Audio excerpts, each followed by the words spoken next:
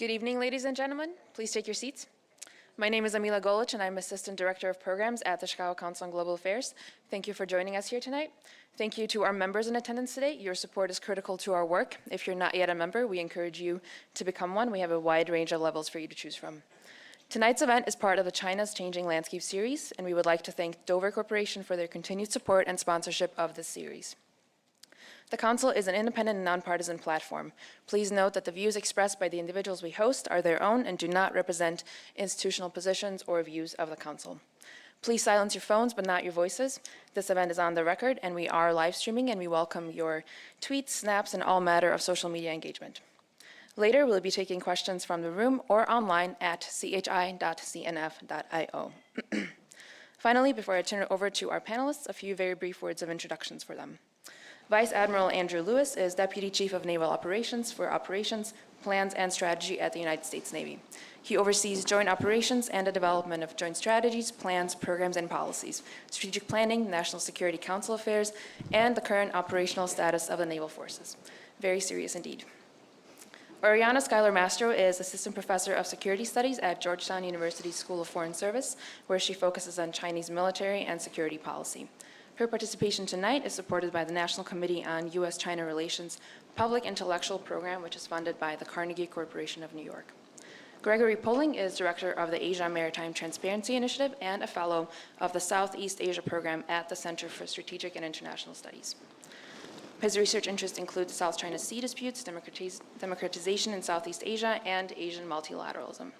Our moderator tonight is Stephen Anderson, who is the State Department Visiting Fellow at the Chicago Council on Global Affairs. He's a career member of the Senior Foreign Service Class of Consular, and he has served in Madagascar, Iraq, Afghanistan, Italy, among many other postings. Ladies and gentlemen, please join me in welcoming our panel.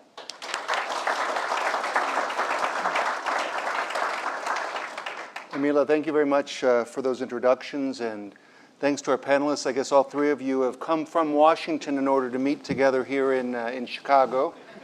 And of course, thanks to you, our members. Without your support, we wouldn't be able to do these kinds of events. We're here to talk about problems in the South China Sea. Of course, disputes in the South China Sea are nothing new, and that makes sense if you think about the fact that there are 5 different countries with competing claims for sovereignty over the water that lies between them. And then, of course, that happens to be one of the most important shipping lanes in all of the world. So what you've seen over the last few years is a series of moves and counter-moves that look sort of like an aquatic version of what we used to call the Great Game. And it's really sort of complicated the sort of the political and the economic situation in that part of the world. Now, the difference between now and before is that the facts on the water, so to speak, have actually changed. And I think the best way for you to visualize what has actually changed is to look at pictures. And Greg has put together an excellent presentation that visualizes exactly what has happened in the South China Sea, what China particularly has done sort of to change the facts in the water. So Greg? Yeah, thanks very much. So I've been asked to give the briefest of South China Sea 101 presentations. I think it's important when we talk about the South China Sea that we distinguish between the 2 different types of disputes that we're talking about. Because often when you read the news, you hear about the islands and sovereignty disputes and territorial disputes. But that is not fundamentally where U.S. interests or like-minded nations' interests lie. Our interests, for the most part, lie in the maritime disputes, which are related but distinct. And so the first map I have here shows the overlapping continental shelf claims, the claims to the seabed under the South China Sea, for all of the regional states. Claims to the waters above it are basically this, a little smaller, but there's no need to lay both of them on a map to make it more confusing. What you can see here is that all the Southeast Asian countries are laying claims to waters and seabed in the South China Sea from their coastlines, as determined by international law. And yet, cutting across it, you have the Chinese 9-dash line, those 9 dashes you see there in red, which not only are they much bigger, they are unrelated to China's claim to territory. They go out to about 1,000 nautical miles from Hainan, the southernmost Chinese province, at its farthest point, and it's in direct contravention of international law. So when you hear the U.S. talking about defense of the rules-based order in the South China Sea, this is what we're talking about, the maritime disputes, not the territorial disputes, which certainly help contribute to tensions. But when it comes right down to it, the U.S. doesn't particularly have an interest in who owns what reef or who owns what island in the South China Sea. Our interests lie in making sure that those islands and reefs are not used for coercive purposes. They're not used to bully and attack neighbors. But really all we care about is that the disputes are resolved peacefully in accordance with international law, and that the maritime disputes allow for our freedom of navigation, the freedom of the seas of our partners. Now, when we talk about the territorial disputes, this is, of course, where the regional countries really get into it. When we heard 5 countries laying claim, this is what we're talking about. The Spratly Islands, which are the most contested piece of real estate in Asia, home to overlapping claims by, well, 5 countries that occupy them, depending on how you want to classify Taiwan, and another, Brunei, who lays claim but doesn't currently occupy any of them. It's a complete mess, and there's no way through negotiation or arbitration that you're going to have this Jackson Pollock-looking painting resolved peacefully in our lifetimes. But as long as they're not used for coercive purposes, the rest of the world can largely live with the outstanding sovereignty disputes here. The problem is that since late 2013, as we heard, facts in the water have fundamentally changed. Those islands, which have been occupied in one form or another since the 50s by various states, suddenly started sporting massive military bases, courtesy of China's island-building campaign. China occupies 7 of the features. China was pretty late to the game when it comes to occupying the island, so it occupies the worst real estate. All of China's 7 features, reefs, rocks, what have you, are either entirely or mostly underwater in their natural state, because all of the good islands had already been taken, mainly by the Vietnamese, and in some cases by the Filipinos. Mischief Reef here, the one that I'm showing, is the closest of China's features to the Philippine coast, the most worrying to Manila, and it was entirely underwater in 2012 when this shot was taken. Just a few years later, this is what it looks like.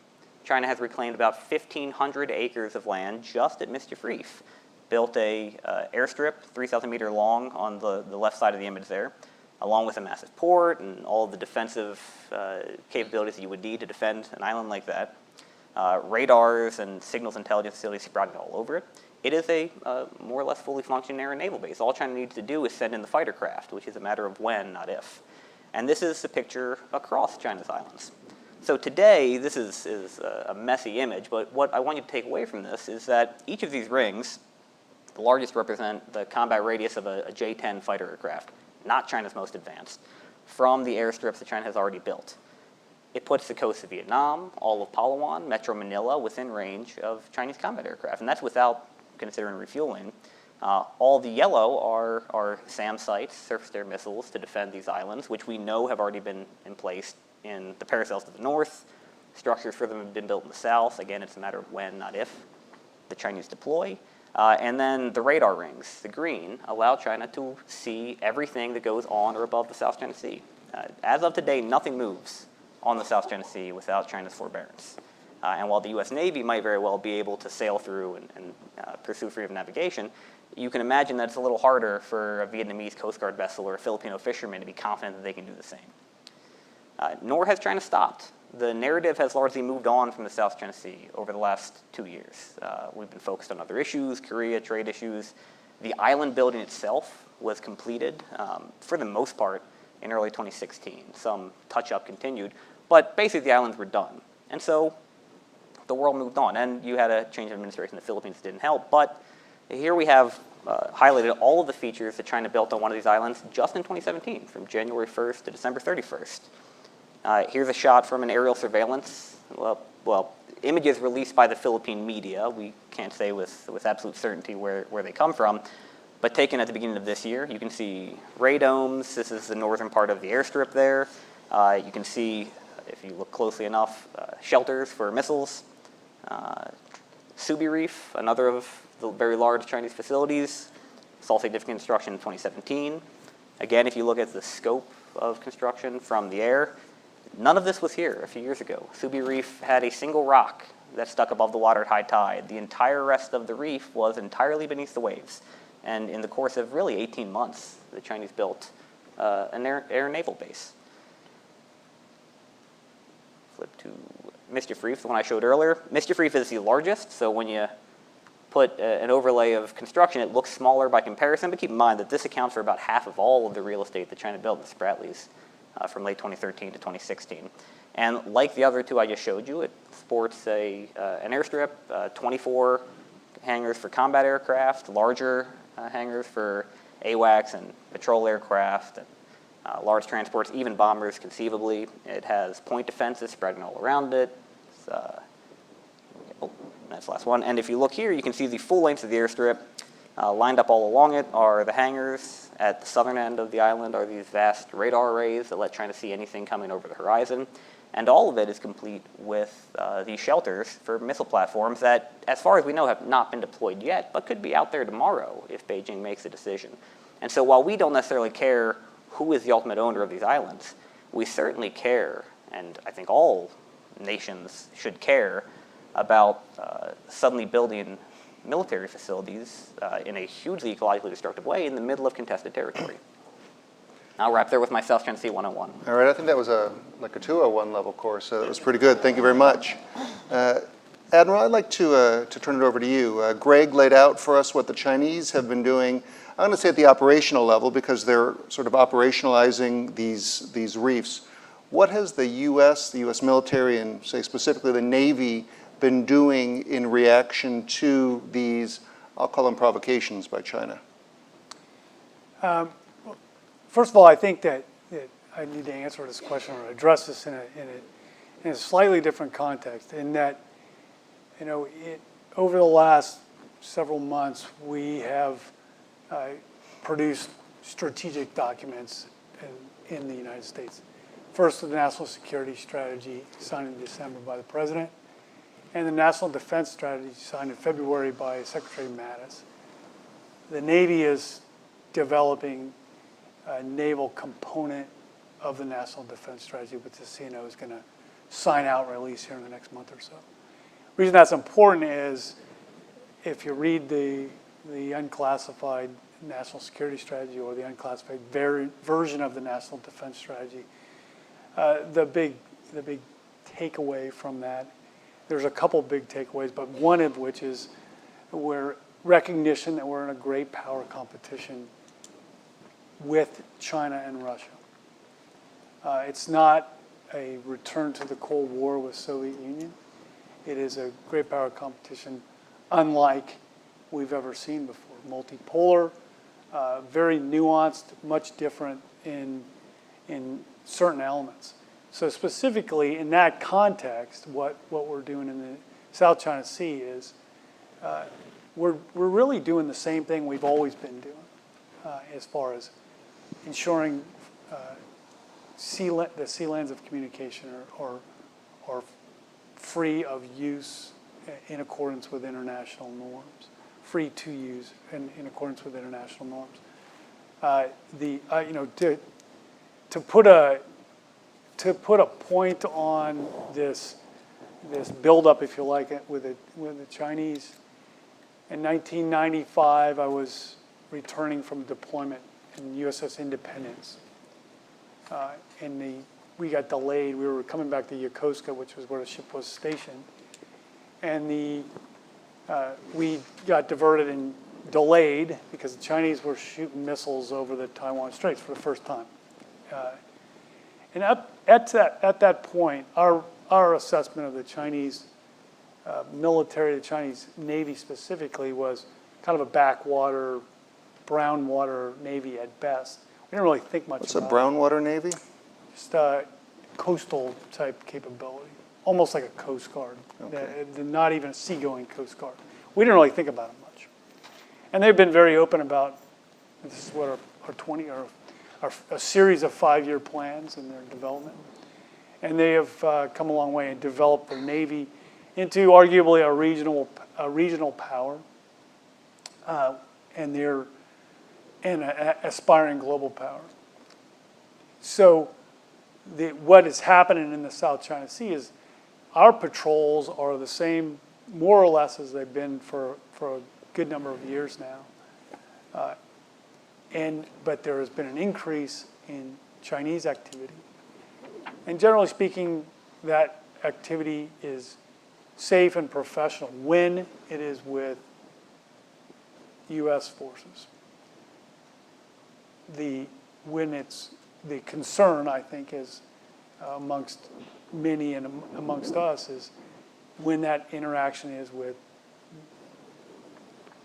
the Vietnamese or with the Philippines or you name the other country in the region, and how that is perceived and how that is, and whether it's in accordance with international norms, which it's not often. And that is something that we need to maintain that pressure and maintain that confrontation, if you like, or at least a presence to affect that positive. Can you define what a freedom of navigation operation is? I think you call them FONOPs or something like that.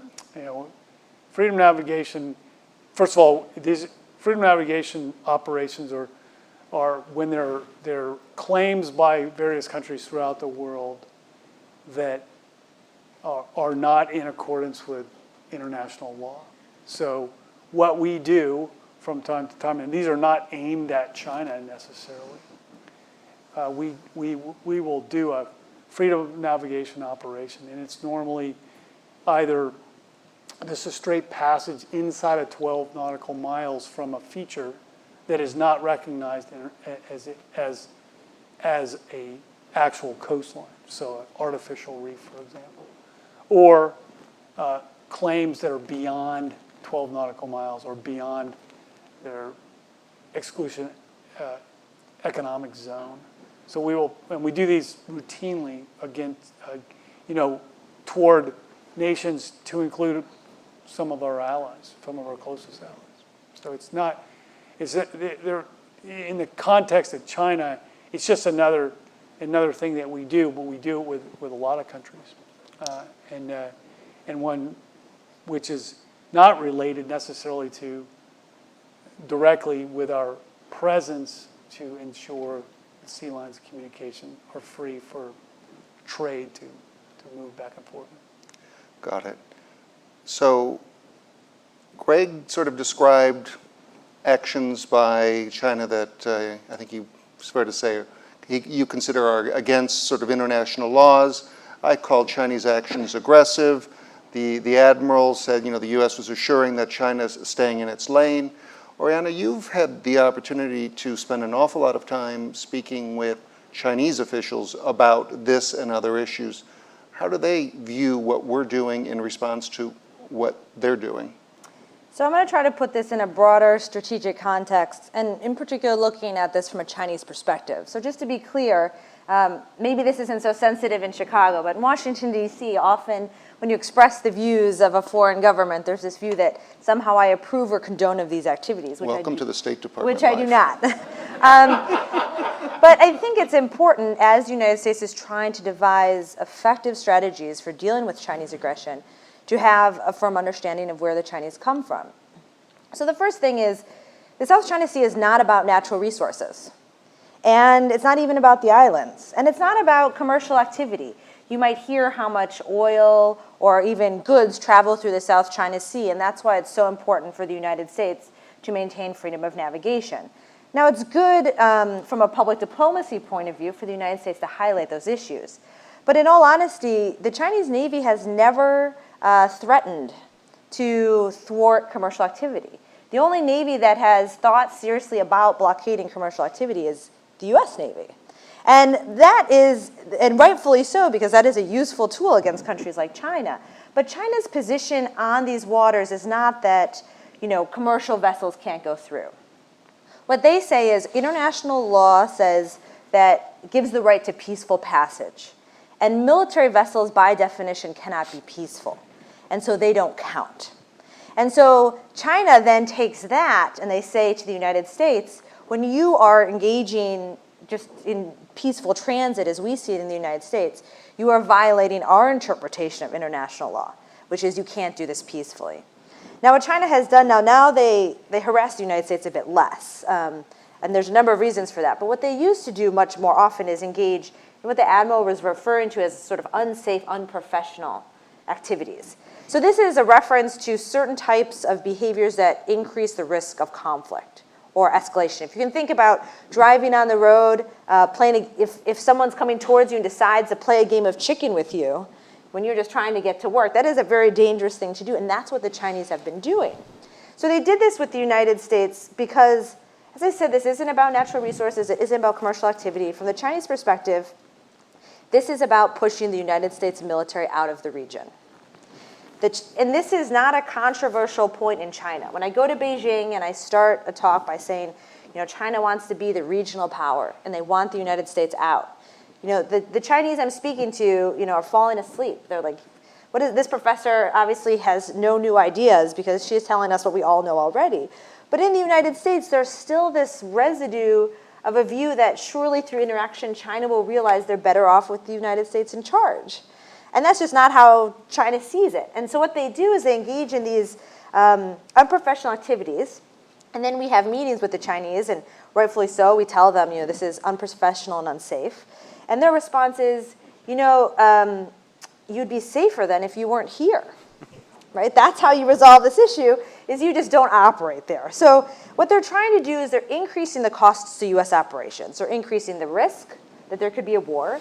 And they're forcing the United States to make decisions we don't want to make. So Greg pointed out, you look at these islands and these features, and he rightfully said that there's no offensive systems on these yet. But I just spoke with some Chinese officials last week who very nonchalantly said, yeah, of course we're going to put offensive systems, meaning fighters and bombers and things on these islands, probably this year. They just haven't gotten around to it yet. The problem isn't that all of a sudden the United States then can't, operate once these systems are there. But what it means is it forces the United States to make decisions that could lead to escalation. So these are fixed targets. The admiral's probably too diplomatic, so I won't make him sort of comment on how easy it is. But the United States can take out these targets kind of at any point that they want to.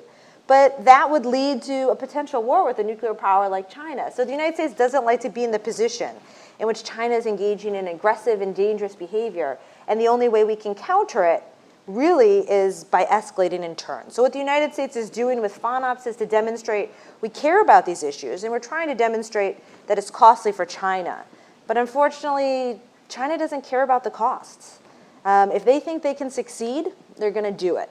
And so it's hard for the United States, instead of telling the Chinese leadership, if you continue along this path, it will be costly, what we need to focus on is to convince them you are going to fail somehow in achieving your goals. And because we're in this weird area where we're not at peace, we're not at war, that's a very difficult thing to do. So I would just say, for the United States, it puts the United States in a very difficult position. It's very hard to get China to stop these activities without risking escalation to a higher level of conflict, which is something the United States doesn't want to do, and which China knows we don't want to do. You put a lot in there, a lot to unpack, and I think I'm going to change my questioning strategy a little bit based on that. First thing I'd like to do is I'd like to ask Greg to give the Admiral a little bit more time to respond to those Chinese aggressions. But Oriana said she doesn't really think that it's about the strategic value of the shipping lanes or maybe the cables that are running underneath it or any of that. Do you agree with that? Yeah. I mean, look, if there was no oil or gas in the South China Sea, and if there was a fisheries collapse, there was no fish left, which will probably happen in the next 10 years anyway, and if there was no commercial transit through South China Sea, there would still be these disputes. These disputes are about deeper issues than that. They're about nationalism and contested visions of history. And I agree largely with Oriana's point that a primary Chinese goal, certainly from the PLA's perspective, the Chinese military, is to push the U.S. out of its near waters, the so-called First Island chain. But I don't think that's all of China's goal. China certainly wants to be the resident power in Asia, but what kind of power does China want to be? It is not a first among equals in kind of the system that we've known post-World War II of co-equal nations operating by the same laws and orders. No. Because if that were the case, then you wouldn't have a 9-dash line that demands basically tribute in the sense of every fish and every drop of oil from Vietnam, the Philippines, and Malaysia, and Indonesia. And if China's only goal was to degrade the U.S. position in Asia, China would be cutting equitable deals with those neighbors now, removing the need for them to, their desire to have the U.S. resident. China's claims in the 9-dash line certainly extend to restricting U.S. naval operations, but they extend much farther than that. And so I don't think it's about the oil. I think it's about what the oil represents. What the oil represents is that, as China's former foreign minister, now a member of the Politburo, I guess, Yang Jiechi said in 2009 at an ASEAN meeting that then Secretary of State Hillary Clinton was there, when she first expressed that the U.S. had a national interest in the South China Sea, he stormed out of the room angrily, and then he came back and he berated all of the smaller Asian nations, delegates, and said some countries are big countries and some countries are small countries, and that's just the way it is. And so fundamentally, this is about rewriting the rules of the road as they apply in Asia, to put China firmly at the center of that. All right, Admiral. Oriana also said that what we've been doing for a long time, these freedom of navigation operations, which if we've been doing them for a long time, I guess they're still building these islands, it's not going to work. It doesn't impose any costs on China. Do you have any other tools in your toolbox? Sure. Yeah, we do.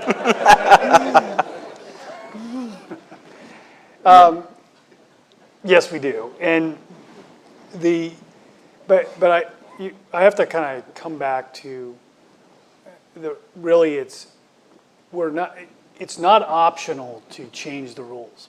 That's not where we are. In other words, the discussion about the Chinese intent of changing the rules in the South China Sea, that is not acceptable under international law and international norms that we adhere to. And everybody does, free nations and non-free nations alike. And we will adhere to that, and we will continue to patrol those waters and do what we need to do. As was pointed out, I won't go into the detail of it, but we're not really concerned about the physical threat that this poses. We are concerned about the message that our friends and allies are feeling from that. To us, we're okay with that. We can do it, and our closest allies understand that fully. But we are interested in operating in this competitive space and in a way that we start imposing risk in other ways, in other domains, and that we need to be doing. Rather than being reactive, being proactive in our competition with China in the region and maybe in other places too. Can I get you to react directly to the comment that for China, the goal of moving the U.S. out of this space is taken for granted? It's taken for granted that it isn't going to happen. All right. I'll let Greg or Eric. That is policy, by the way. I read the NSS, and if you haven't read it, it really is a watershed document compared to previous years. Oriana, can you talk a little bit? The Admiral mentioned allies. How are our allies looking at this situation? So there's a few things I want to comment on. The first is, talking, and the Admiral, that's my personal position. That is the position, I think, of the United States, if you read the NSS, that the goal is to maintain U.S. primacy in the region. Now, how primacy is defined kind of depends. There's a lot of debate about what that means, how much power the United States has to have. But that's the goal. And this kind of highlights the utility of historical analogies. So I think it was mentioned, this isn't the Soviet Union.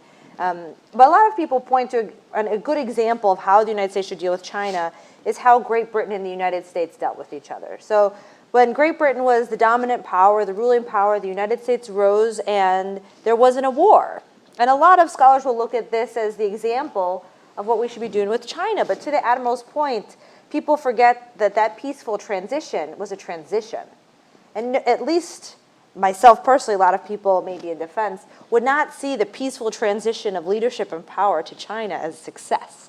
But the goal is to maintain the U.S. role, largely for some of the reasons that were pointed out. China prefers weaker partners instead of stronger partners like the United States. They've failed to articulate a vision for the region, as was mentioned by Greg, of some countries are strong, some countries are weak, and that's just a fact.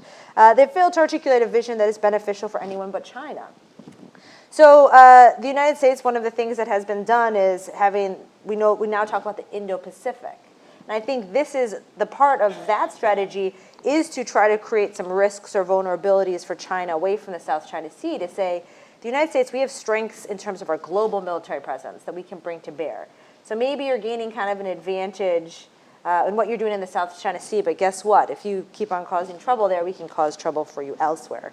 So our allies, I think it's a mixed bag, right? On one hand, they're happy that the United States is pushing back on Chinese behavior. And when you say allies, which allies? Because there's a lot of them in that area. So the thing is, the only ally that we really have in dealing with this is, the Philippines. Philippines, and then obviously Australia and Thailand and South Korea and Japan are allies as well. But one of the problems with a strategy of just supporting allies is it becomes confusing about what U.S. policy is. So if the United States is supporting the principle of freedom of navigation, let's say, that means the United States should support that no matter who is being threatened. But the United States does respond differently when Vietnam is being threatened by China versus when the Philippines is being threatened by China. So my view is I think it's important for the United States to uphold its commitments to its allies, but sometimes that's not the same thing as upholding our principles and international norms. And so it would be more effective to ensure that the United States responds strongly no matter who China is harassing, versus responding more strongly when it's friends or allies of the United States. This is what leads China to not believe many of the things that Greg has told us, which I believe, but the Chinese don't believe the United States is neutral in these disputes. And it's hard for them to understand the position that we don't care who has control or sovereignty, but we seem to respond when China harasses other countries, but we don't respond as strongly when those countries harass China. And that's because, again, of the broader strategic context, that this is about competition between the United States and China. And that's why the United States is responding so strongly to China. Now, the last thing I will say is you might ask yourself, we've presented all these pictures about how aggressive China is being. Allies and partners are feeling more threatened. They're becoming closer to the United States. This seems like a bad strategy from China's perspective. Why are they engaging in all this aggressive behavior that is causing everyone in the region to become closer to the U.S.? And I would just say it's very interesting. The Chinese don't see it that way. The view that they have is before they became aggressive, that's when people started talking about China as being a threat. But they didn't get anything they wanted in that world in which they were playing nice with everybody. Now, yeah, people still think they're a threat, so that hasn't changed. But now everyone's giving them what they want. And so they actually see this strategy as very effective. And that's one of the big problems with countering it, is trying to convince the Chinese that it's a less effective strategy. Greg, is there anything you'd like to respond to on that one? You haven't had a... Yes, so I tend to agree with all of that. And there's a real problem with the articulation of U.S. goals and interests in the South China Sea. The South China Sea, when you talk about our interests in defense of the rules-based order and freedom of navigation, it's very, for most people, it's very abstract. It's rather high-minded. You've got fires today going on in the Middle East and with Russia. And, it was eastern Ukraine not long ago. And there's always another more immediate crisis today. That's far easier to explain.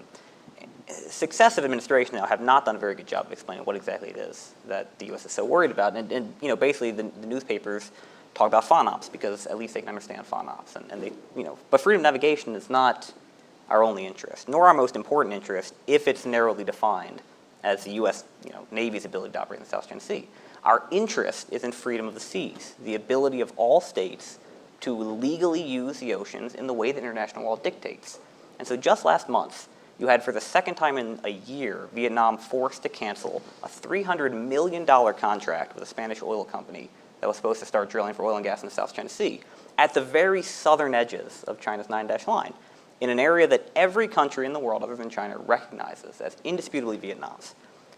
China, for the second time in a year, threatened force if the Vietnamese went ahead. The Vietnamese had to cancel it. They're now on the hook for God knows how much money to the Spanish company, and no other foreign oil and gas company is going to consider bidding on any oil and gas assets off the coast of Vietnam now. Similar things happen all the time, whether it's the Philippines or Malaysia or Indonesia. And if we can't find a way to grapple with those issues, that more abstract question of international law, in 10 years, what we're going to find is that the U.S. Navy is sailing through a Chinese lake, that we have freedom of navigation, but nobody else does. And that is a loss. That is a failure to pursue U.S. strategic interests. Admiral, the other two members of this panel are saying that our strategy isn't working. I wouldn't go that far. I think, I think the FONOPs were a good idea. I would have started them sooner. I think if we had started them in the Obama administration, I was pushing for those FONOPs in 2010. That would have been more helpful than doing them now. But it's good that we're doing something. And I understand the constraints of doing more, the political and military constraints. Can I just say, I would call them necessary but insufficient. And frankly, I think that the Navy and the Pentagon are doing everything they need to do. There are other branches of the U.S. government. Then what would you recommend that they do before I put the Admiral on the spot? If you think they're doing everything, but it's not enough, what should FONOPs are fantastic. Our capacity building programs in Southeast Asia are fantastic. Unfortunately, the bigger game here is diplomatic, and it's legal, and it's geostrategic, and we need more focus, attention from the State Department, especially the White House.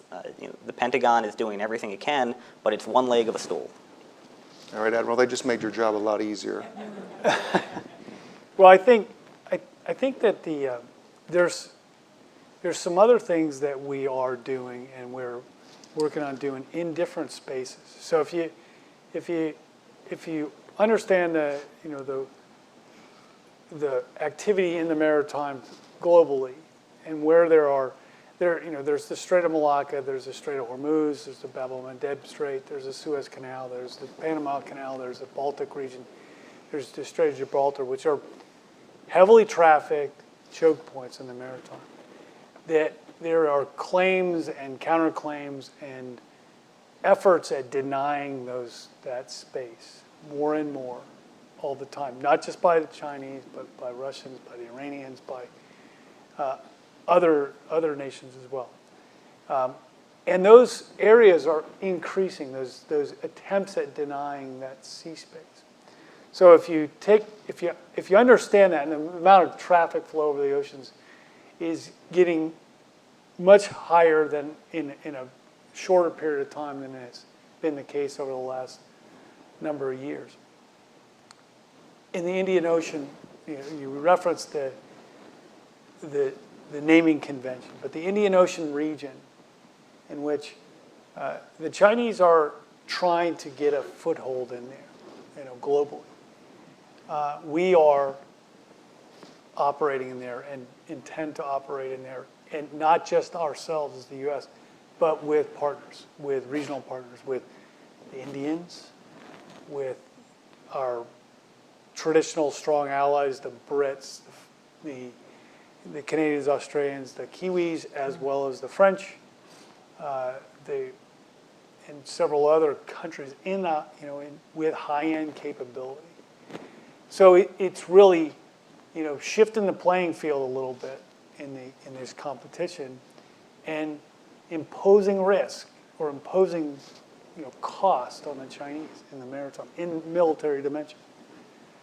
Similarly, in the South China Sea, we talk about the regional partners, but the Brits are there, the French are there, and the Japanese have been patrolling down there more than they have ever done in the past.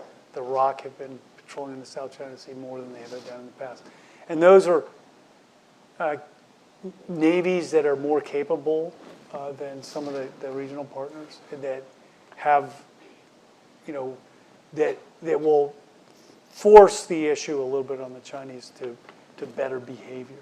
And so those are some of the things we're doing that, in this big chess match. But it's not just doing the occasional FONOP with a single ship, or it's not. It's all these combined, all those things combined in the maritime, in the military dimension, that we're doing to affect this and moving the needle.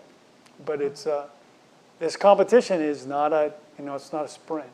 It's a marathon. And if you consider the first and foremost, we're in the competitive space so as to deter conflict, but if the worst were to happen with one of these threat nations or competitive nations, then be ready to fight and win. So that's where we are. But we want to keep it in that competitive space and that deterrence piece. That's the end goal from our perspective. I'll tell you what, from the perspective of a Foreign Service officer, I'm excited to hear that everyone here says that diplomacy and negotiation is the primary route. I want to get to your questions, but one of them is that I have here from online actually relates to something that I'd wanted to ask. It's which countries involved in the South China Sea are prepared to be as aggressive as we are to limit China's hegemony? And I wonder if maybe, Greg, you could start addressing that question with the specific case of the Philippines as well. So when we're talking about South China Sea claimants, the only two that we really need to talk about here are Vietnam and the Philippines, because they're the frontline states. Malaysia, Brunei, Indonesia have the benefit of having two buffers to the north of them. So what does Manila and Hanoi do? The previous Philippine administration, under President Benigno Aquino, I would have said yes. The Philippines was clearly willing to take substantial risks to pursue its interests. Now, there's a question of capabilities. You know, the Philippine Navy is not going to go toe-to-toe with the PLA Navy, but the Philippines were relatively confident in the credibility of the U.S. treaty commitment. They were willing to put skin in the game. As a good example, in 2014, May 2014, the Chinese began blockading resupply of a group of Filipino Marines that are stationed on a reef out there, Scarborough Shoal. They did it for about 2 months. The Filipinos responded by airlifting in supplies. They couldn't get the guys out for months. Eventually, they loaded up a civilian boat with supplies and journalists, had them run the blockade while a U.S. surveillance plane was overhead to let them know we were watching. The Chinese backed off rather than open fire. That was a real risk, and the Filipinos took it. Today, under the new government of President Rodrigo Duterte, who took over in July 2016, I don't think the Philippines are willing to take those kind of risks, partially because Rodrigo Duterte doesn't care about the South China Sea in the way that his predecessors did, but partially because Duterte and people around him do not have faith in the credibility of the U.S. treaty commitment. The Philippines simply does not have any credible deterrent of its own to present to the Chinese. The only deterrent they have is the fear that the U.S. Navy is going to come over the horizon as the Chinese use force. And time again, we have refused to issue a clear statement that our mutual defense treaty would apply in the case of an attack on Filipino forces in the South China Sea.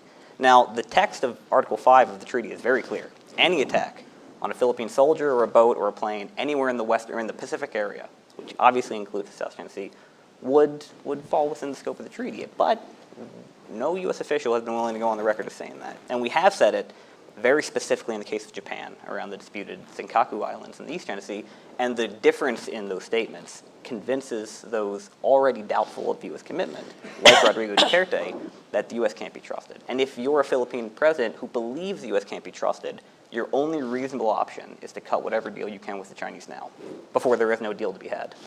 Brianna, I read a fascinating article that you wrote on how China ends wars. And I think there's an application to that in what Greg just mentioned, in terms of whether the U.S. would come, whether the Chinese would move quickly enough.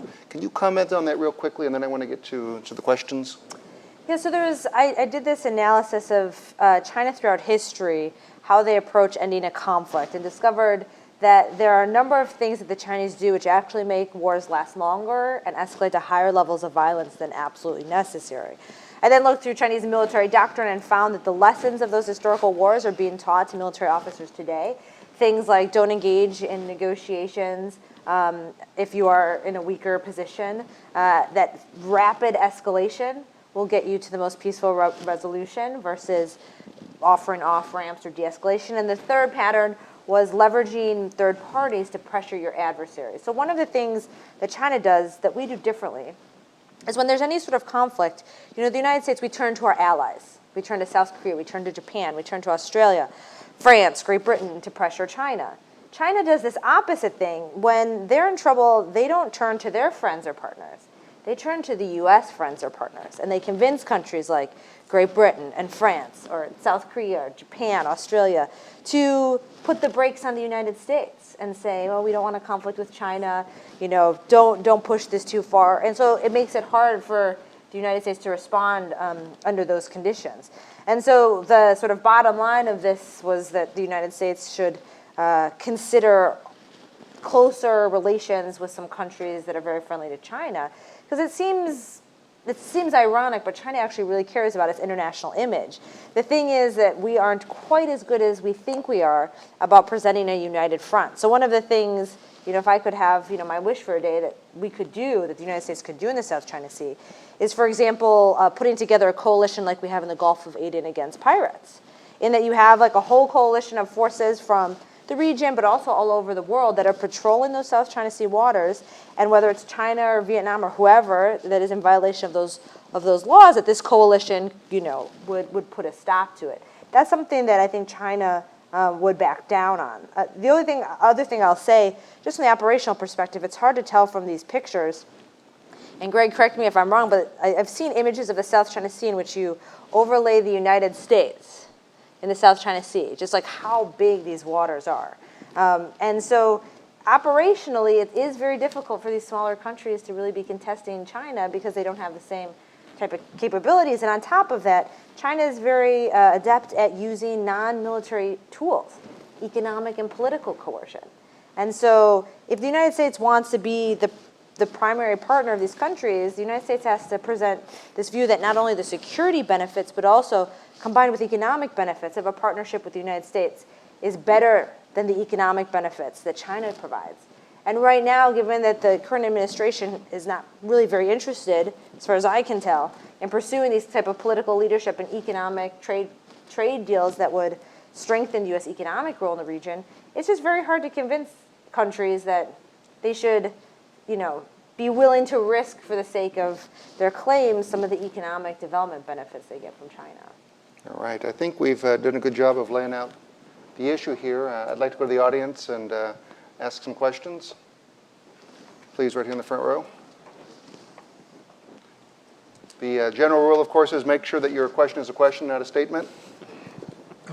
The statement was that our primary objective is to have primacy in the area, or at least to achieve a working relationship in the area. Our actions have been such that we have withdrawn from serious economic development in the area. If there's a double force, that of the military component and the economic component, some people are saying that a void has been created and that the Chinese have stepped into it as we have removed ourselves from the area.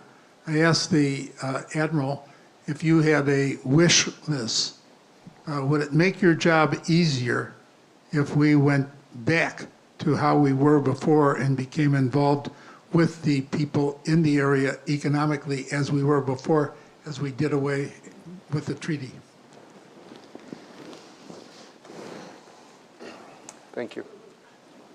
Thanks for the question, sir. I would, I think that, I really, this is not a sidestep, but I'm not really qualified to answer that question, to be frank, because my role as a military officer and the role of the whole military is to, as one of our instruments of power, is to be in support of the National Command Authority, i.e. the President, in overall objectives of the nation. And in national defense, obviously, we are a big part of that, but not the only part of it. And whereas in other areas, we're a supporting cast in that. So I would just say is we've got a job to do, and these are the constraints and restraints we have associated with that, and we're going to do that and provide best military advice to the nation's leadership, and then follow orders from there. All right, I'm the person who has diplomat in his title, but I'm going to give the Admiral some credit for that one. Sir, the man with the beard, and then we can go ahead and do another question, carry them both together in the back row after this gentleman has posed his question. This is a question to each of the panelists. Several pundits familiar with China have voiced the opinion that military conflict with them is inevitable. How do you see that? All right, and the question in the back as well? I had a couple of questions, perhaps naive, but I don't understand why the Chinese would not want us there. In peacetime, there could be an economic boost if our ships are stopping there. And in wartime, they've got our ships close enough to wipe them out very quickly. On the other hand, if you're looking at it from our point of view, and we really do want to establish some kind of presence or dominance, why couldn't we look for our own coral reefs outside the exclusion zone and build our islands over there? I think those are excellent questions. Oriana, can you go ahead and maybe give a start at some of those? Yeah, so I'll start with the why that they don't want us there. The first thing is the United States, we have this narrative about the benefits of the U.S. military presence. For example, it keeps Japan down and not threatening China, and it allows for free trade, which China has been a benefit of. Now, these were things that China believed in the 1990s. But now they feel like they have the military capabilities to provide that, so they can maintain those benefits. And from their position, they look at history as well. And while the United States, we look at how rising powers will often be revisionist, like we think of Japan or Germany in World War II, and be threatening to the great power, there is equal as many historical cases of a declining power who, in an attempt to hold on to their primacy, launches a preventive war against the rising power. So China has always been paranoid that it's not about how China behaves. There's a whole debate in China about this. But that the United States at some point is going to decide we have to maintain our primacy, and looking at the trends, that's not happening. So let's launch an attack against China right now to solve this issue. And so why they don't want us there is the U.S. military presence facilitates any type of operations against China. You asked the question, sir, why can't we build our own islands and our own bases?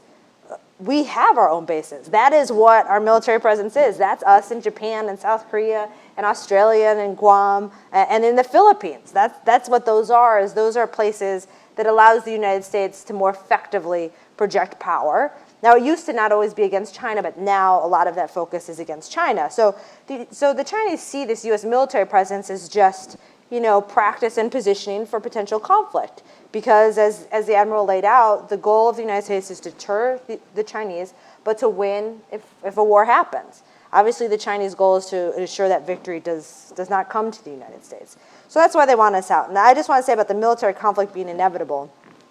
So the good news is the Chinese and Americans have no animosity towards one another. It's funny, I speak a lot about war and I write a lot about war. My husband at home calls me like a panda hugger because I spend months of my life in China and I speak Chinese. And if I were an advisor to the Chinese government, I would be telling them to do exactly what they're doing right now.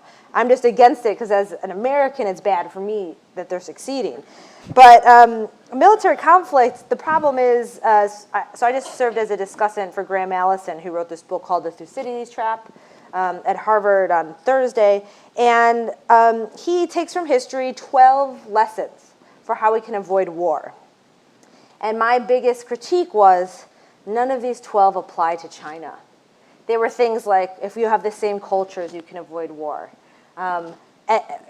Things that historically just don't matter. So all I can say is we are in a situation of which we have a rising power that is using primarily political and economic means right now, that's in an international system that's more institutionalized than has ever been in the history of the world, facing a great power like the United States who's more constrained by international laws and principles than any great power before it, in a region that's also rising. And so we have no historical parallels. And so, it's hard to say exactly what the United States could do to avoid conflict but also maintain its position. Those two things might not be able to go hand in hand. I'd like to address a question to the Admiral, sort of riffing off the question about the inevitability of conflict, because we've had several people online ask whether there's a red line that the Chinese could cross that would make that war or an escalation inevitable. And then, Greg, if you could comment on that as well. First of all, I do want to respond about the bases in the area. So I have 11 carrier deployments on 4.5 acres of sovereign territory. So we have bases there in the form of aircraft carriers. that are there and can be there pretty easily. So in addition to our shore-based capability with our allies. But in regards to red lines or where inevitability of conflict, the way we operate is we operate under a rules engagement of self-defense. So if we have a ship that is in the South China Sea or anywhere else in the world where the captain of that vessel believes that there is an intent by somebody or an actual hostile act, he is obligated to defend himself or herself and that ship, and will do so and take lethal force. And that's the rules of engagement we operate under, and we don't operate under anything expanded beyond that unless we're in a time of war or in a time of expanded rules of engagement, which is very specifically in very region, that's not going to happen anytime in the near future, certainly. And if it were to happen, so that's the red line, if you want to call it that. There's one, that's another one I'm not really qualified to talk about, but that I can say, captain of vessel, if he feels there's hostile act or hostile intent by another force, whatever nation, he is obligated to defend his vessel. Great. Did you want to add anything?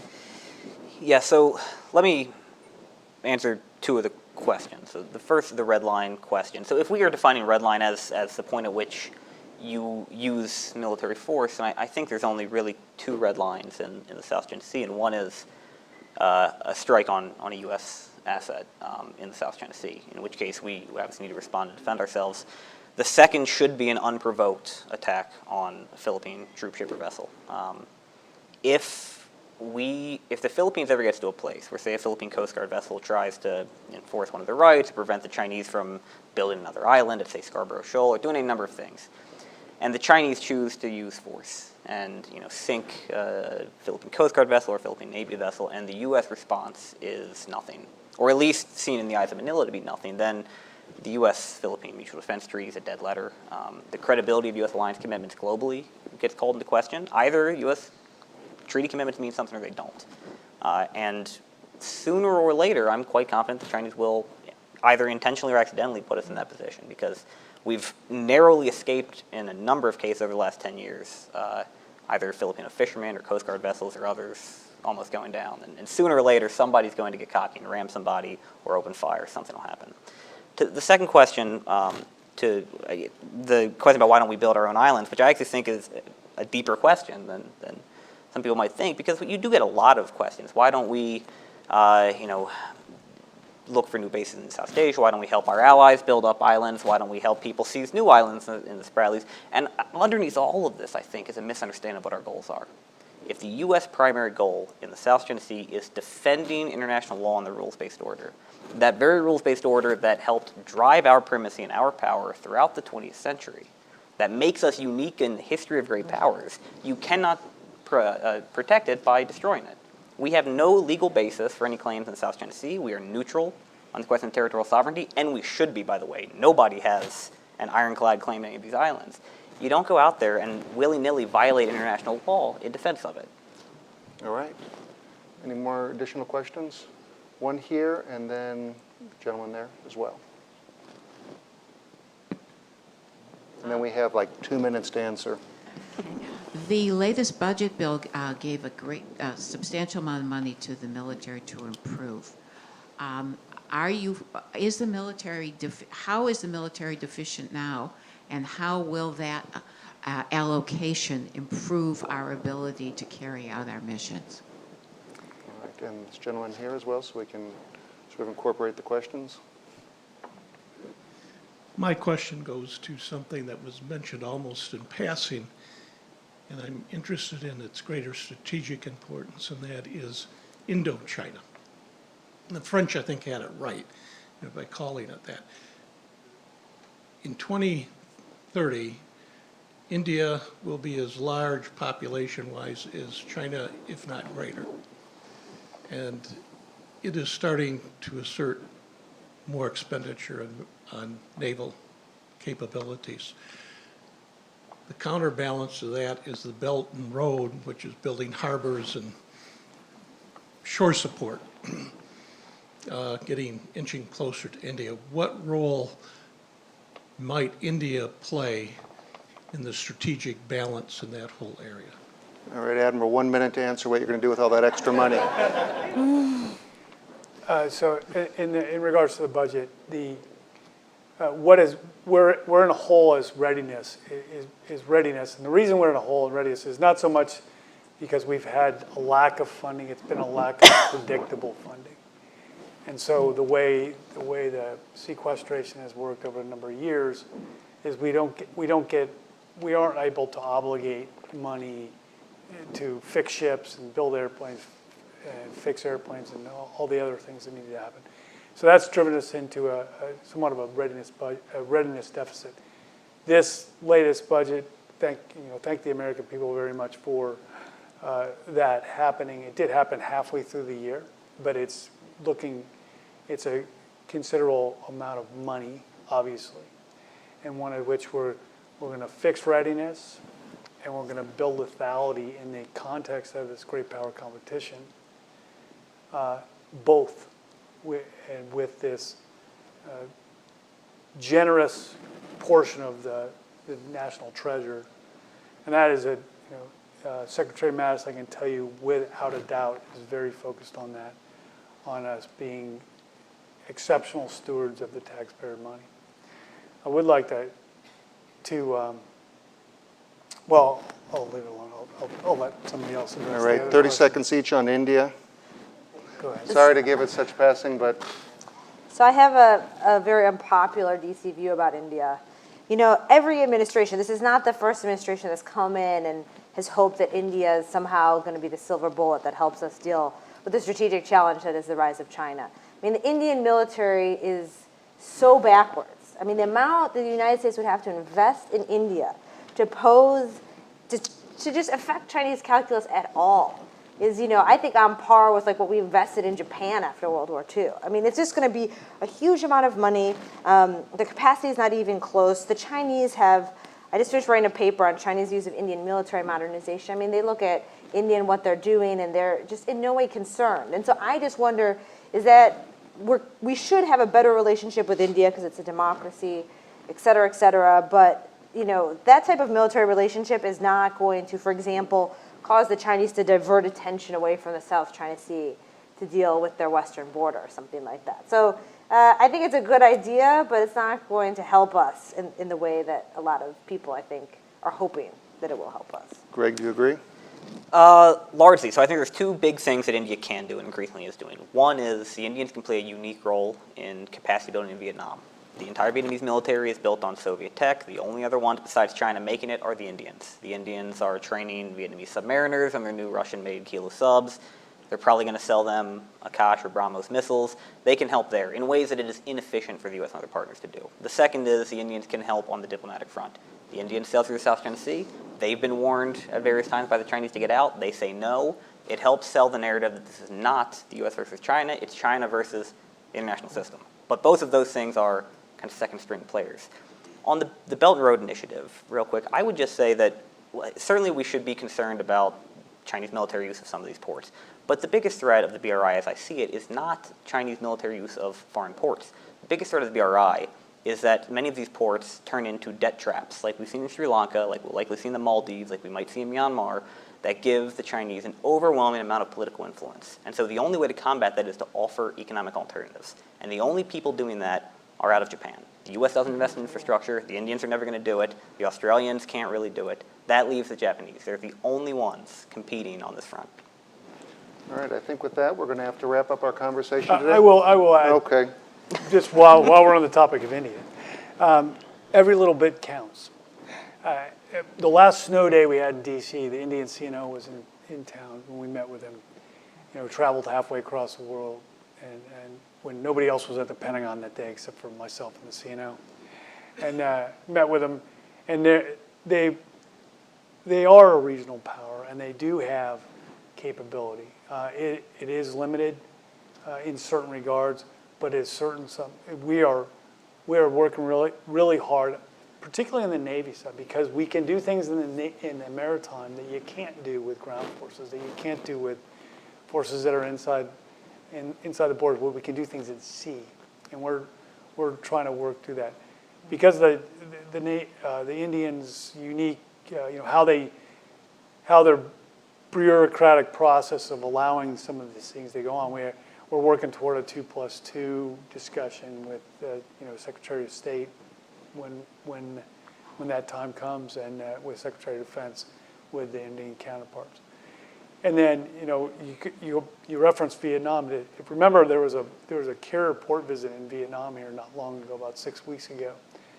The biggest presence of U.S. military in Vietnam since the Vietnam War, by far and away. So every little opportunity we have to bolster those partnerships and build those alliances, where they're choosing the partnership with the United States over the Chinese, goes toward positioning a much better place for the United States. All right. Admiral, thank you very much for that. Ariana, Greg, thank you very much for joining us today.